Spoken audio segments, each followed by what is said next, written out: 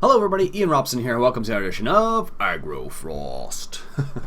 Alright, we got a couple things going on today. We're just finishing up cultivating this field here. This guy managed to get stuck on the rocks here, which is, as you can see, this is where he got stuck right here. So we're going to give this guy a little bit of a head start. Not a head start. A bit of a safety net here, so to speak, so hopefully he doesn't run into it again, but we'll see. I guess the only spot I really need to do is down that where the rock is. I don't think it can run into this right here, so I guess that's the only real place I needed to have this little headland, so to speak. Apparently I missed a little bit. It's so funny. I don't normally cultivate, so it always throws me off when I jump into a tractor with a cultivator on the back of it and start cultivating, because it really you don't realize how much it really throws you around until you actually start driving it manually like this. It's kind of cool though, I have to admit. Definitely adds another level to the game, and it's cool that it's part of the in-game mechanics as well. It's not like it's an extra thing that was added later on. We still have the combine going. I'm just going to hire a worker. He should be able to do his thing now. And we will do a little bit of this. I guess we could go diagonal, but don't really need to at this point. I'm kind of curious whether you can run through these telephone poles or not. Well, they're not telephone poles, they're probably hydro poles, but well, I don't know, they could be telephone poles. Alright, bing bang boom, done. So as you can see, like, it's so like, what's the word I'm looking for?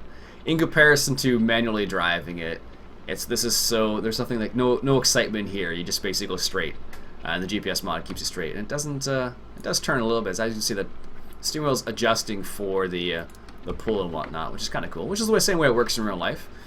One of the really interesting things is if you ever see, what is it? When you see people cultivating a hill across the hill, and I think it's with, I want to say it's vertical tillage. I remember listening to Peter Johnson. Whoa. I remember listening to Peter Johnson, and he was talking about how they made, maybe it wasn't him, I can't remember. I think it was realagriculture.com. Anyways, so one of them was talking about the adjustments people have made, or the advancements people have made in terms of tillage along like a hill. And one of the things they mentioned was the fact that if you go across the hill, maybe it was seeding. I can't remember now. It's such a long time ago. Anyways, but they're talking about what happens is sometimes you'll create, not necessarily. What will happen is if it rains, you'll have erosion to a certain extent. And one of the things they were trying to do, I think this was vertical tillage, I want to say. Anyways, they would create channels so the water would go through the channels, but you'd still have a little bit of erosion in those scenarios, but not as much. Because by having these like horizontal channels going down the hill, so for example, we have this hill here, so instead of having channels going vertical like up and down the hill like this, because I would just create like big rivers, I think they would have like channels that would do something like this, like horizontal across the hill, so it wouldn't just run straight down the hill. So I think that was to do with vertical tillage, because that was one of the problems that farmers had, I think, with fields, I will say, that were not straight, essentially. Which makes sense. Ooh, let's back up a little bit there. Totally missed that first little section. There we go. There we go, that's better. See? Just a little bit. It's funny, like, I remember resisting the urge to use this mod when it first came out, and people were like, yeah, I tried the GPS mod out, it's really cool. And now I just don't know why I resisted in the first place. Such a cool little mod. Like, it doesn't really do a crazy amount. Like, I remember I was talking to Valley Beast a while ago, and I was like, have you tried the GPS mod? And he's like, no, not really. He's like, I don't like the fact that it takes control of the tractor. I'm like, he's like, it turns the tractor around. And I was like, yeah, I guess so. But I know if I want to be as efficient as possible, I know I have to either A, hire a worker, or B, use a GPS mod, because I know that I am not as efficient as they are. So if I want to, you know, have control of the tractor sort of thing and ensure that the whole field gets done, as well as, you know, have a little bit of automation, so to speak, it's a good little in-between, at least in my eyes. I think it's a Kylie Minogue song, actually. In Your Eyes. Anyways, little side note there. I don't know. I don't think she's done anything new in the last little while.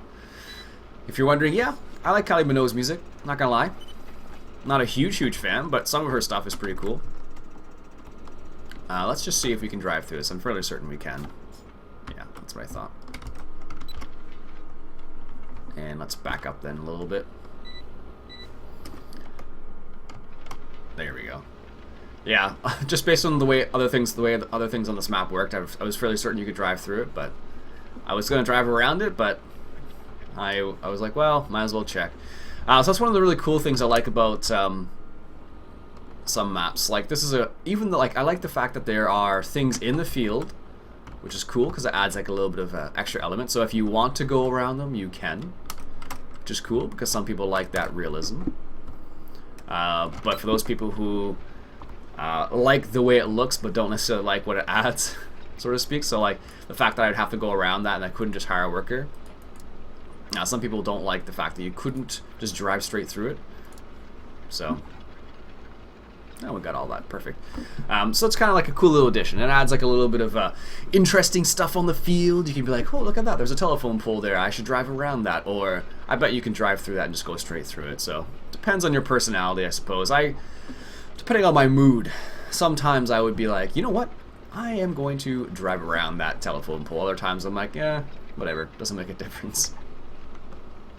Of course, in real life, if you're going to play as realistic as possible, driving through things is probably not your friend. For me, I don't mind. It doesn't bother me so much. If it looks cool on the map, like that looks pretty cool having that. Whoa. This is what happens when you don't put your GPS on. Jeez. I like how it looks on the field. It definitely adds like an interesting element to this particular field, let's say. And it's nice. I think it's kind of cool. Like I know if this was a Chris 7710 map, I guarantee you that telephone pole would be collidable because he likes to make things collidable, like fences and bushes and stuff like that. But that is not something I enjoy a lot of. I liked the way it looks, but if it makes me not enjoy the game a little bit, it's not something I want to have on the map. What the heck is that building up there? Well, that's the milk, I think. And what's the shop? Anyways, let's hire a worker now. He should be fine. So let's just make sure we get him straightened out here. That was to make sure he got straightened out, not start him in a non-straight manner. There we go. I don't know if you guys saw that. When I started driving forward, he like totally went diagonal up that way. That's what I was talking about there. Yeah, that's crazy. Look at that. Anyways, so let's let that guy do his thing. I'm pretty sure this guy is full, so let's hop in the Ursus. Just unload the Ursus here. Yeah, I wish I could make something that cool in Giants Editor. Oh, well, in Blender. Unfortunately, I don't think I have the capability of doing that. Not easily, at least. So that's a hard worker, and it does work. It does unload perfectly fine. I wasn't sure if I was going to be able to do that or not. But it appears to be okay with a hard worker. I wasn't sure. I think it's with Courseplay this one doesn't work because you have to press a button to unload specifically. So if I set up Courseplay, I would have to actually hop into the Combine and manually unload it. Alright, so let's go down to the Molino, which should be fairly close to us here. Let's take... I think this is probably more direct on this side. And let that guy continue harvesting. And then we'll take a little trek down the hill to the Molino and sell this grain. Because I don't think the price has... Oh, it has gone down a little bit. Oops. Molino, 664. Yeah, it's gone down a little bit, but... I don't really want to go all the way back to the farm with this either, because that's a long way. Alright. Let's get in cab here. Just to give you an idea. Oh my goodness, what was that? Looks like I got stuck there or something. That's crazy. This adds a pretty cool element to the game. Like, it's just a little thing, like a little side road, but it's nice to have this type of thing. Oh jeez. Better slow down here a little bit. Oh my goodness, that would be so scary doing that with a tractor. I guess you'd probably just leave it in a specific gear so you wouldn't go fast like you would downshift, but I don't really have that possibility here. You can really feel the weight of the trailer behind you in this scenario too. Like, it's really pushing you down the hill. Here we go. And it's funny because it kind of looks like sand there, so it kind of feels as if oops. Is that the right way? No. Let's do a little turn here. I was like, I don't think this is the right way. So that's the way we came up. Which is not the way we want to go down. Because I think this other way just loops around and goes down. Yes, here we go. This is actually a field we can buy, apparently. Cool. But I don't know, I like these little roads, man. Like, it's something so simple, but it kind of like, you know, it kind of gives you a feel for what it would be like, you know, driving a tractor. Like, especially, whoa. Especially in cab here. Really gives you an idea of how bumpy this really is. Which is kind of fun, actually. Look at that rut, jeez. Holy cow. Here's another one, too. Good reason to have the diff locks on, jeez. That's nuts. Kind of reminds me of, like, it seems like I should have like a 4x4 truck and driving around this map on that little part there, jeez. That would be kind of interesting, actually. Alright. Here we go, we're at 9.5 thousand. Quick little sip of coffee there. Let him do his thing. How's he doing? Perfect. And you? Excellent. So now he's not running into anything anymore. Yeah, like, he totally ran into that huge rock there, which is kind of cool that they have that rock. I could, I suppose, put like a grass headland type scenario around it, but I'm not that worried about it.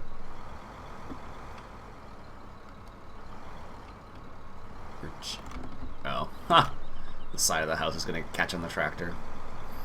Alright, time to go back up. This should be a lot easier, but could you imagine doing this with a full load of grain behind on this tractor? Like, I think this is the reason why a lot of Irish maps, or well, I don't want to say maps, I guess it would be farmers in real life. That's one of the reasons why a lot of them have like a fairly powerful tractor with a not too big trailer behind them, because there are, I'm certain there are scenarios where, whether you're farming in the Highlands of Scotland maybe, or in Ireland where it's hilly as well, or maybe Wales, I don't know.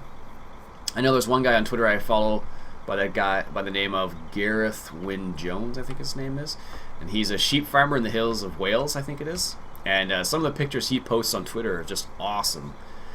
He's like, yeah, just, you know, here's my workplace for the day, and he's got like his Land Rover on like on a rock. He's looking over the ocean. It's like, oh wow, geez, that's pretty cool. Let's go to the left this time, just to change it up. But yeah, he posts some really amazing pictures of his workplace. But he's a sheep farmer, so I guess he... Whoa, what happened there? Must have got stuck. I guess he... I don't know how it works in Wales, but I suppose the land price is cheaper, I should say, on the hills than it is on the flatlands of Wales, I suppose. Because it's not designed for farming as much, but he does it a little differently. I think he has, I think most of his property is hills, and he has a couple fields where he makes silage out of them too. Wow, look at the size of this hill. This is, I got my pedal to the metal basically right here, and this is how fast we're going up the hill. I'm sure some people would say let's reduce the weight and just see if it makes a difference or not. I don't think it actually did. Well, maybe it did. Who knows? So here's an example of the hill. Does it make a difference? Maybe it did. I don't know. It's hard to say how much it would make a difference in these scenarios with the extra weight in the front. I think Probably in real life you'd have to have a little bit of weight on the front. Just to make sure you weren't sliding all over the place, basically. Is our combine full again? Not quite. So let's just line him up here. Oh no, there's 80% now. Alright, let's drive over there then. Yeah, but I don't know how much weight you'd actually need to go up a hill like that, or if you need any weight. It seems like it would be a good idea to have some weight, because if you didn't have any weight, I don't know if your front tires would stick to the ground as easily. I'm not sure. I'm not a real farmer, and I don't ever plan on driving on many hills when I drive tractors, so most of the places I drive when I am driving a tractor are in the field or around the yard, basically. So it's not really that hilly, I guess. There are a few little places, but like the hills are nothing like this. They're like, you know, a little tiny, like, you know, it goes up a foot and goes down a foot, and that's as big as it gets. So, but I'm sure some farmers out there, some people, maybe some people who even watch the channel, maybe they farm on hills like in Ireland or Scotland, perhaps, because there are, I suppose, lots of hills there. There's lots of hills in Canada too. I just don't know. I think there's a lot of flat land too, so I don't know how often farmers choose to farm on mountainous or with mountains or rocks. I know I think there are some in northern Ontario or central Ontario, maybe. There are farmers who have like bison, for example, or I think it's more bison, maybe probably more cows as well, like beef cattle. I'm sure they have mountainous terrain, so they basically let their cattle free range, so to speak, or do their own thing. That should be good. Park and brake on there. Turn the GPS off. Hop into this guy.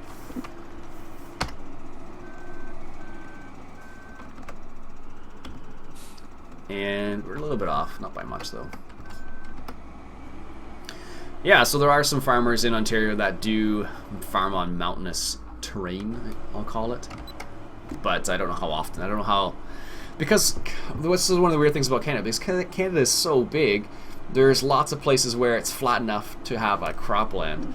But depending where you are, which province you are in, or how close it is to a city, like, dictates the price a little bit. So in a little town like mine, where I grew up, price of land is going up because Toronto, one of the bigger cities close to us, is expanding all the time. So the price of land in my hometown is going up because of that.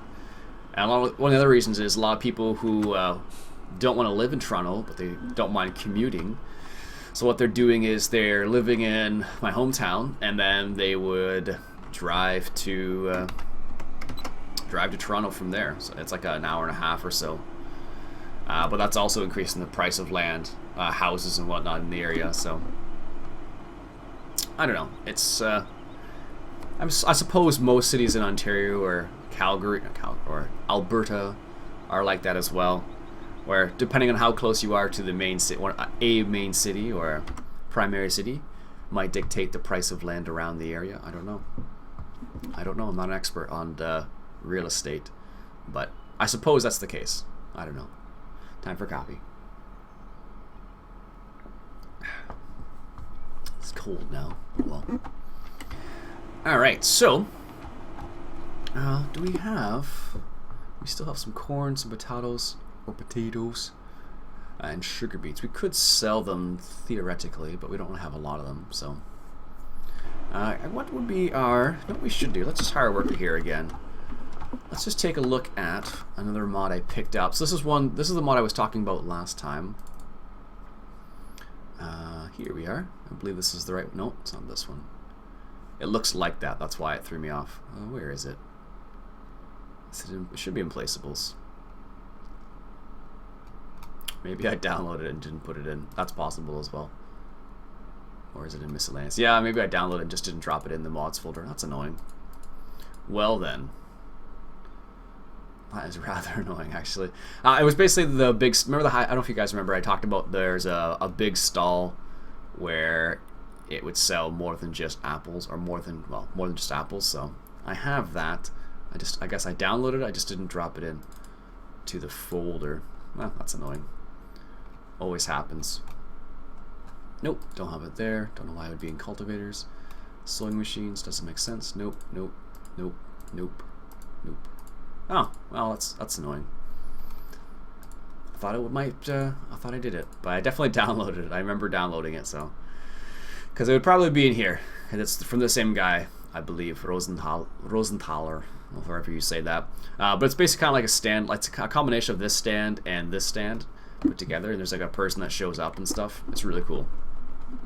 I'll have to make sure to drop it in after this recording, so I finally have it. Because I think I've talked about it more than once now, and I keep forgetting to drop. Last time I forgot to download it. This time I just forgot to put it in, so I'll put it in the folder. Ah well.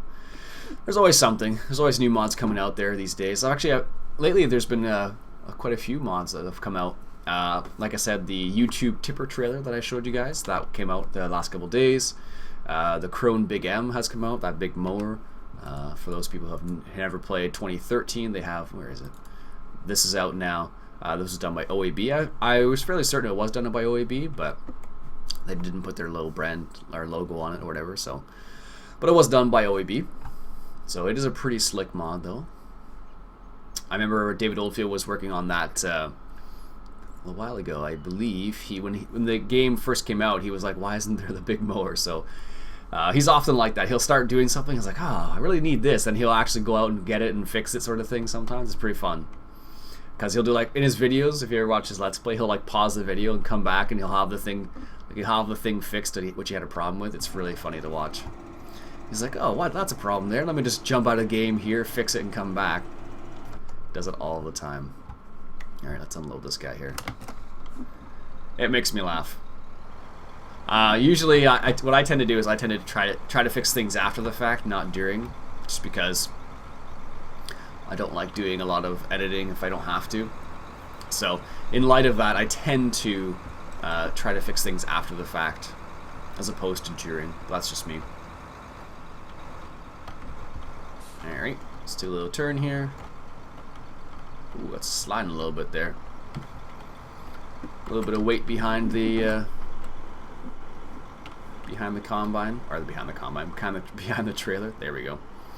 It's funny, I was curious. Track IR, I don't know if you guys know what Track IR is, but Track IR is basically something that allows you to, when you look left and when you look right, you'll do this basically in game.